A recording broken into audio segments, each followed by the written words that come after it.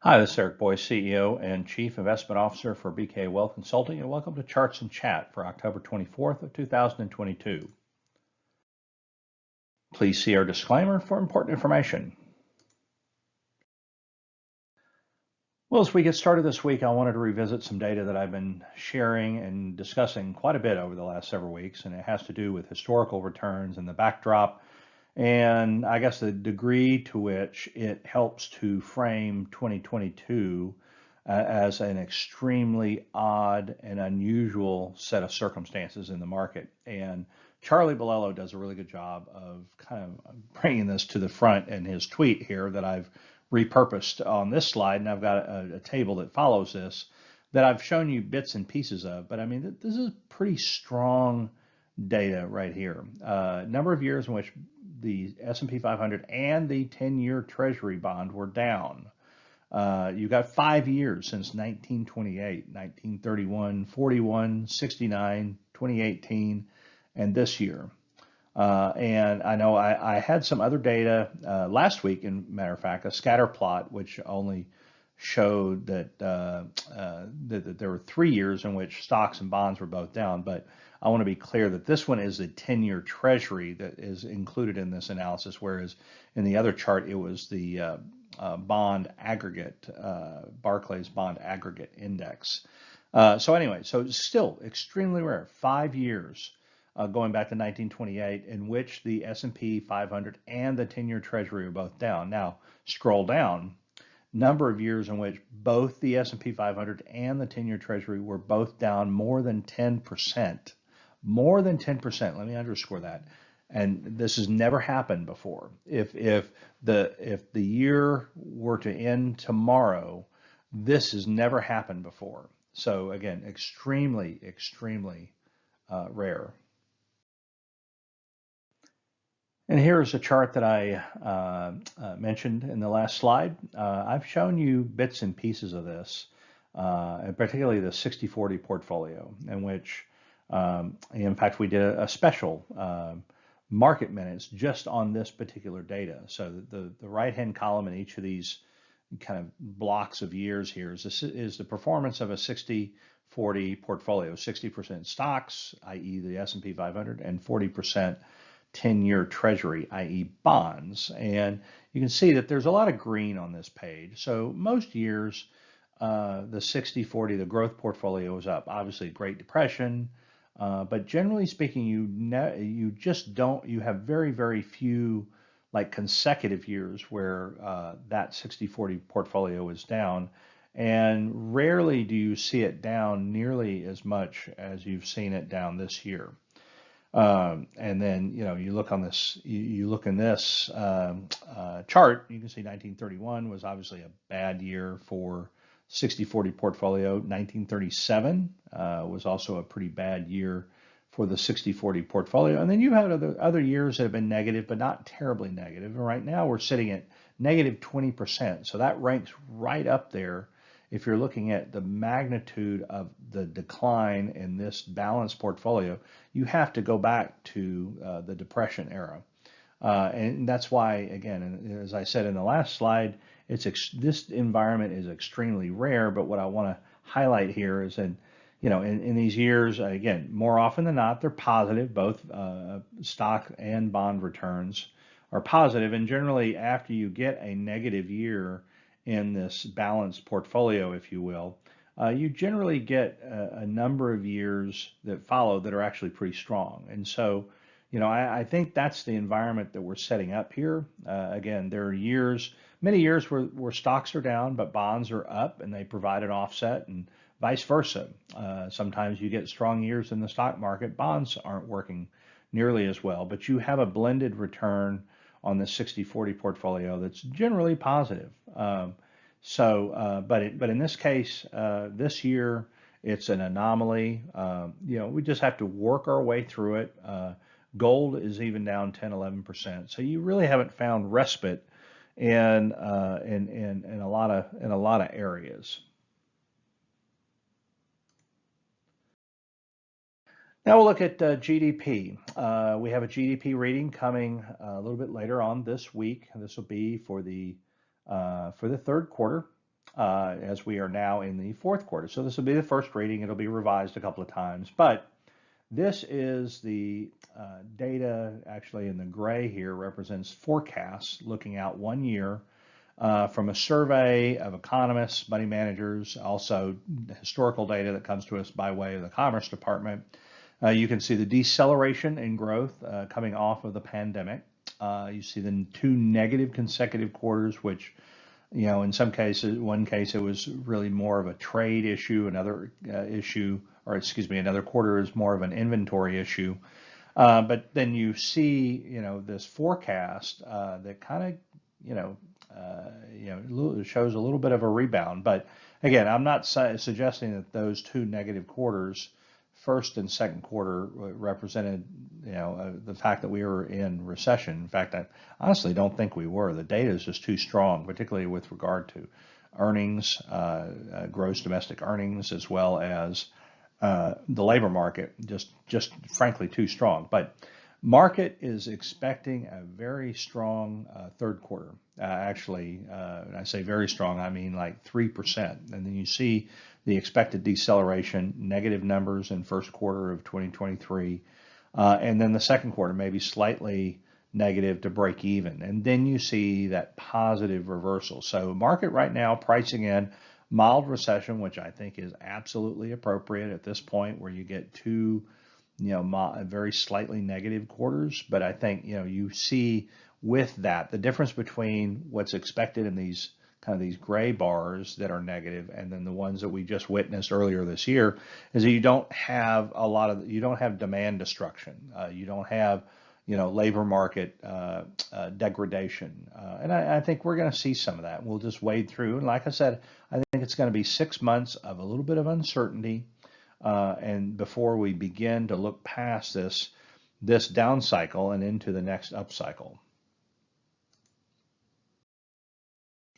Here, economists are, always giving people vibes on what they're thinking. And, there was a July survey that was given out, to all these folks. This is a Wall Street Journal survey of the economists that they have, at their beck and call. And so, you see the difference between July and October. And really the big change here is that you have more people that feel like the Fed is raising rates too much and potentially causing unnecessary weakness in the economy coming up. You see that number's changed dramatically. Down below that, you see, the Fed is, less, fewer economists expect or say that the Fed is raising rates about the right amount. They feel more inclined to say that they're raising them too much. And then obviously not saying, the number of economists that are saying that Fed's going to raise too little and allow inflation to remain too high is dwindling too. But it's interesting to see the shift in this mindset over just a few months. Well, here is industrial production. You've got, for every data point out there that shows some type of demand destruction or some type of erosion in a part of the economy, you have other measures which are actually quite strong. Here's industrial production index on a monthly basis. So this is just a moving index. It's not a diffusion index. So, it's just continues to move up, but it continues to move up point to point on a fairly stark linear way, meaning that production is moving higher and rose to the highest level on record that we saw in September. So again, not a recessionary indicator at all. Well, and looking at contributors to the economy in the second quarter of 2022, and this is, kind of maybe trying to find the looking glass in which we can kind of interpret what's going to happen in the third quarter, but inventories were down. Obviously, trade was much more of an overhang for the economy. In the first quarter, inventories, as I mentioned earlier, much more of an overhang in the second quarter. Housing down, that'll continue to be a drag. Consumer spending likely to continue to be a bit of a drag. Government spending, a bit of a drag. But then you see trade offset. That'll be a moving target. Trade will oscillate around the center line. But I do think consumer spending which it's actually holding up. I mean, we've seen more services inflation, which we'll talk about a little bit later here. But consumer spending on goods has gone down, and that's a reversal from what we saw just a year ago. Now, spending on services is high in some respects because we've seen more service sector inflation, but do expect that to curb, but definitely don't see inventories being a problem this year. Housing less of a drag in the third quarter, and that's why a lot of folks are beginning to project, maybe 2 to 3% annualized growth in the third quarter. Here's labor force participation. Remains below COVID levels. This is something that we are likely going to be talking about for quite a while. There's a lot of folks that just have not come back into the workforce.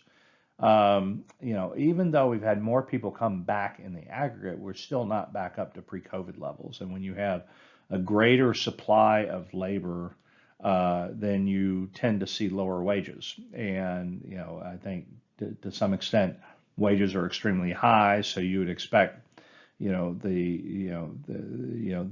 kind of the natural laws of things to kick in. And you typically expect to see more people enter the workforce, but which we have. We're just not where we need to be to really take the edge off of wage inflation just yet. And we've talked here about global earnings growth slowing down. You can see these various areas in the different colors. Global growth is unusually synchronized right now, even if the U.S. is frankly raising rates much faster than the rest of the world is right now. But the slowdown is synchronized. Again, for every data point that industrial production you see remains fairly strong. I mean, you see earnings growth slow. Cost pressures are embedded in a lot of manufacturing, a lot of production, particularly overseas, where you're seeing a lot of pressure in a lot of markets. But you can see that this is a synchronized earnings growth slowdown, but coming off of exceptionally high peaks. So I want to caution on that point. Here's an interesting question posed to global fund managers. And what would you most like to see companies do with the cash flow? It's interesting, and I love B of A's research on this because they do get into a lot of attitudinal things with regard to fund managers. Because, obviously there's you run the risk of a herd mentality if you just follow what everybody else is doing, and that could be leading you off a cliff. But it is helpful to know what other fund managers are thinking. And in this case, there is actually a fairly weak response when it comes to increasing capital spending. In fact, what people would rather companies do, these fund managers would rather companies do, is improve their balance sheets, repay debt, shore up their pensions. Although pension liabilities for defined benefit plans are actually extremely well funded, surprisingly enough. But here, return cash to shareholders also fares in there pretty well. But I think, fund managers have kind of seen this for what it is kind of like the end or the transition of a market cycle. And they're more apt to want companies to shore up their balance sheets, improve their capital strength, and take care of any outstanding liabilities. Kind of an interesting question here at this point in time. Kind of bouncing around a little bit, talk about inflation. This is just a list of prices off of Bloomberg. Pretty telling here. We went through and I do think that I think the word super cycle might be a little strong, but we're in a commodity upcycle, even though, as you see here, some of these commodities are off quite a bit. But commodities all across the board were pretty strong last year. And some continue to be strong, as you can see here, corn, wheat, obviously natural gas. We know that, even though gas prices have come off quite a bit, and soybeans, et cetera. You see a lot of things that are relatively strong here that continue to move higher, but then you've seen a lot of stuff that's come off the, that have kind of, certainly come off the top and have really almost never recovered. I mean, we see copper, lumber, cotton, zinc, coffee. You see gasoline in there, right? And then you see gold. Year over year, it's down 6. Year to date, it's down probably closer to about 11 or so. But it's clear that not all commodities are moving in the same direction. Here's storage information for gasoline, distillates, jet fuel, as well as the recharge storage level and the Strategic Petroleum Reserve. You can see that continues to trend down. I think this is the one chart that, I mean, you can't really fudge. I mean, it is what it is, and inventories being as low as they are, I think it's only natural to assume that we're going to have sustainability with higher energy prices. So I think energy, from this standpoint, makes a pretty strong argument. There's a correlation between the ISM manufacturing and the Philly Fed manufacturing. We got the Philly Fed data this past week, and this is overlaid. And as you might expect, a regional survey should have a reasonable correlation to the national surveys, which is what ISM is. And so, you look at the slowdown in manufacturing, even though industrial production is up, you've got the ISM numbers and Philly Fed manufacturing numbers that are actually off. And so, how do you reconcile those two? And obviously, you've got a rate of production which is decelerating, but overall aggregate numbers remain fairly strong. Again, this chart is much more conducive of what you'd see, or representative of what you would see heading into a recession than the other chart that I showed you earlier in the pack. Well, here's a lot of different information, but on the top here, you've got Sales Managers Index for expected sales activity. That's trending up. You've got Business Confidence Index, tailed up, although it's pretty close to zero, but it did tail up. You got Market Growth Index, Sales Growth Index, prices charged kind of continue to hold in there. Staffing and profit margins. The only thing that's really negative here is profit margins, but staffing levels, after having dipped, are now moving a little bit higher. Again, none of this is information that you would expect if you're heading into a recession. So just food for thought right now. Obviously, we'll continue to monitor the data. Here's the Conference Board U.S. Leading Economic Index model, and you can see that it's rolled over. It's been down consistently over the last handful of months. And then if you overlay, and this particular chart does not do that, but you overlay recessions onto this and run your time series out much more, much longer. I mean, you can see where the rolling over in the LEI tends to foreshadow some type of recession. Again, this is all going to the theory that you're going to see a recession, even though not all of the data out there supports it. But I think you do. At this point, I cannot see how it's more than relatively shallow. I think as long as demand comes down, but you see that embedded in the leading economic indicators. So again, this is just data. It's just another data point to consider when analyzing what we see over the next 6 months. Here's the Atlanta Fed GDP Now estimate, and you can see here, we've showed this to you a couple weeks ago, but the estimate now is calling for about 3% GDP growth in the third quarter. And you can see that, as recently as the end of September, that was looking pretty anemic. So, I think the world kind of expects a little bit of a bounce back before we kind of slow up a little bit again. Again, we don't have a lot of noise in trade. We don't have a lot of noise in inventories either. So it's really consumption, which we know is beginning to slow, but consumption in the aggregate has actually been relatively decent. Here's existing home sales. This is the national average year over year. We see that dropping considerably. We see the market getting into supply and demand balance, really. You see months supply kind of trending above, certainly above 2020 and 2021, but it's still below prior years. But again, this is a market that's in the process of normalizing, and I think this is disinflationary here. Home sales remaining fairly weak. This is existing, so this matters to us a lot more than new home sales. Again, along this theme of the weakening of the fabric of the economy.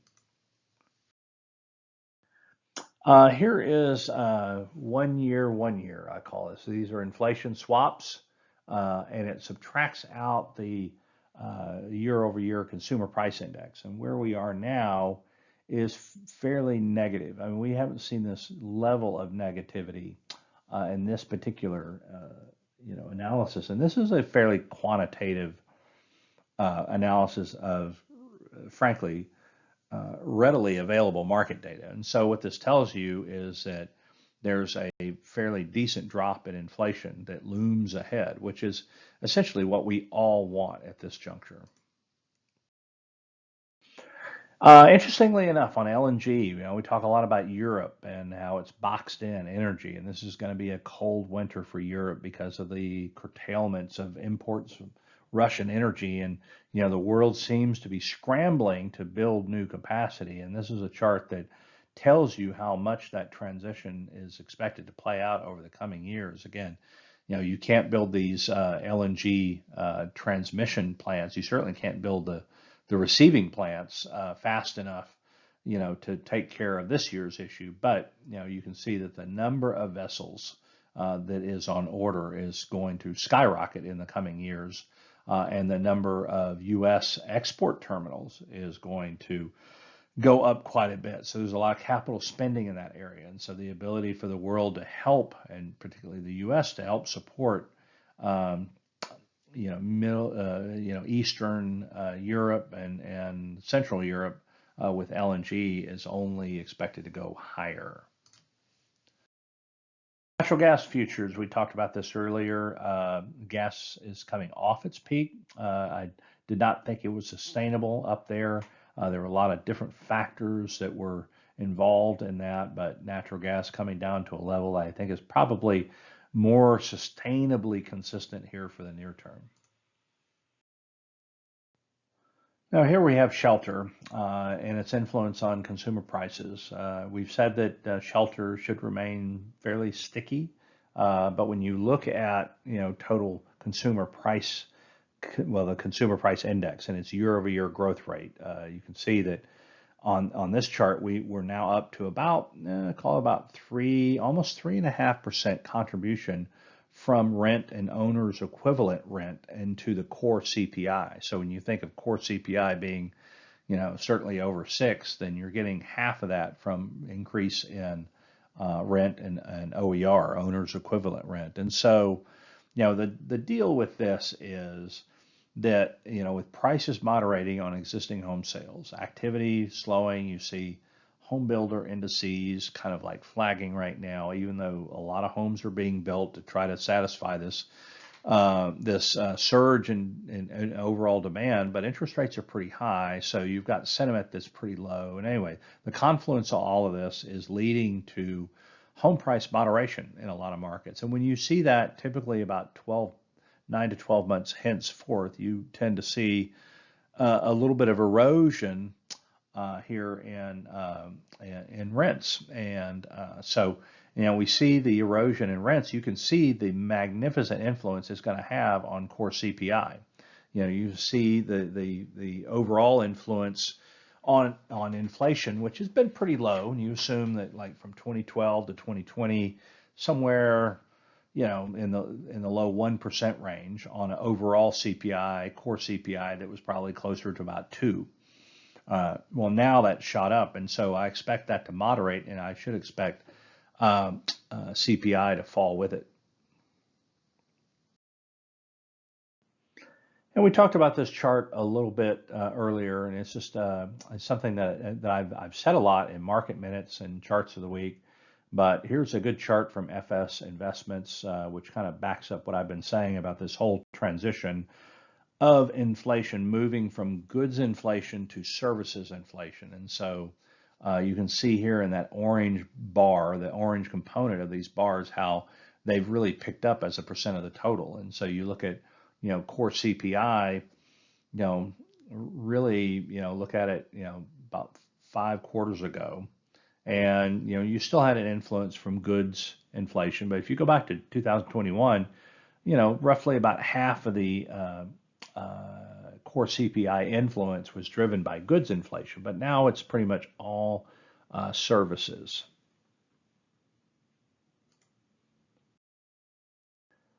Here's U.S. CPI food at home year-over-year increase in the red.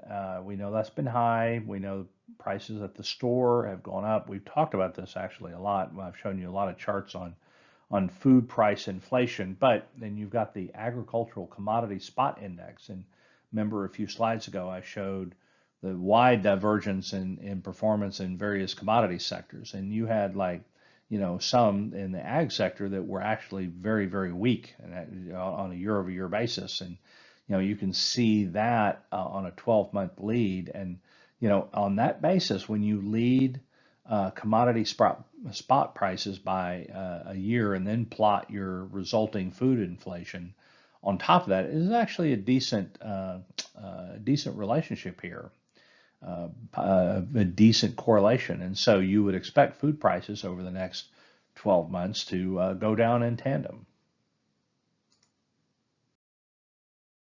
Quick chart on housing. So we've talked about this a little bit. Building permits going down, purchase index going down, affordability is tough. And if you have a mortgage now at 2.75%, why would you want to sell that house and buy something that's going to be a mortgage of around 6.5 to 7%? Even if you're downsizing and you get a smaller house with that rate increase embedded, you could very well be paying more depending on what size footprint you're buying. So you can see that that's going down. Home builder sentiment is flagging right now. And you've got housing starts, which are still somewhat elevated, but they are coming down. And I did mention before that there are a lot of homes being built. Well, yeah, on a relative basis, that is still absolutely the case. And you can see that on the right-hand side, new homes under construction, both on the single family and multifamily, although single family is dropped off just a little bit lately, but you can see just how inherently cyclical all that is. A quick chart looking at where fund managers are looking to put their money right now on a sector basis. And some of the things I've been thinking about have been, given the likely sustainability of higher energy prices, and obviously healthcare being a very cyclically resistant sector. Staples tend to be more cash flow dividend oriented. So, looking at those sectors, again, this is where, investors are putting their money right now. And they're certainly not in discretionary items, and they certainly de-emphasize technology as well. Here's a chart of net inflows into U.S. equities going back to the beginning of this year. And you can see it's kind of been a wayward slog down. And this is actually a very interesting point. And when I saw this chart, the first thing that I read into it was, well, listen, we might be at a point of washout. And, looking at this data over a longer time series here, you've seen kind of like consistent sluggish net inflows into equities. I mean, in fact, it's a story that dates back years, in fact. And to see where we are now in relation to where the S&P is, makes you think that at some point you're going to get washed out. Again, I want to hedge my comments here and say that I do think the environment's going to be a little bit hard to gauge, a little bit tumultuous, a little bit volatile over the next, the next 4 to 6 months, and then I think we begin to see some some green shoots, and then we begin to kind of vision out this next market cycle. And I think, when the market senses that, senses those green shoots, you kind of slow in labor. And if that chart on GDP expectations is right, then absolutely by April or so of next year, you're going to start being a lot more constructive on the equity markets. That's all the charts that we have this week. Hope you've enjoyed charts and chat, and would love your feedback or questions. Feel free to respond. Hope you have a wonderful week. Take care. Talk to you soon. Bye.